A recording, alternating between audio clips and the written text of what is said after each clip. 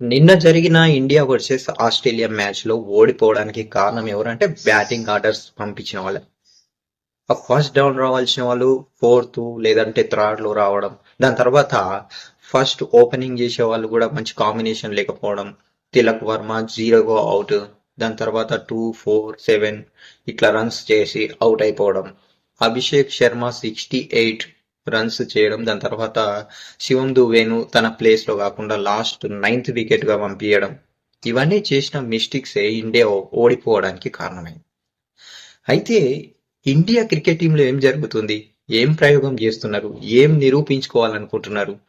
ఎందుకు ఇలా జరిగింది నిన్న మ్యాచ్‌లో? హ్మ్.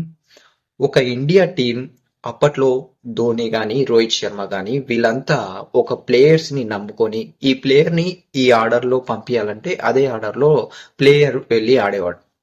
ఎందుకంటే వీళ్ళందరికీ తెలుసు ఒక టీం ని నమ్ముకొని ముందుకు తీసుకెళ్లడం ఎలా? ఎలా టీం ని ముందుకు తీసుకెళ్ళాలి? ఎలా విన్ చేయాలి మ్యాచ్ అనేది. అంతేగాని ఒక్కొక్కరిని ఒక్కొక్కలాగా ప్రయోగం చేయడం, ఉల్టా సీదా మొత్తం చేసేసి మ్యాచ్ ని మొత్తం పొడగొట్టేసింది నిన్న. అయితే మ్యాచ్ పోవడానికి కారణం ఏంటంటే నిన్న గజిబిజి బ్యాటింగ్. అదేదో మన బౌలర్స్ మినిమం వికెట్స్ తీసైతే కొంచెం ఇజ్జత్ కాపాడిండ్రు అనుకోవాలి. తలపడిండ్రు జర ఆస్ట్రేలియా ప్లేయర్లు కూడా వికెట్లు పడుతుండే. సో నిన్న జరిగిన ఈ మ్యాచ్ గురించి మీరేమనుకుంటున్నారు? కింద కామెంట్ చేయండి.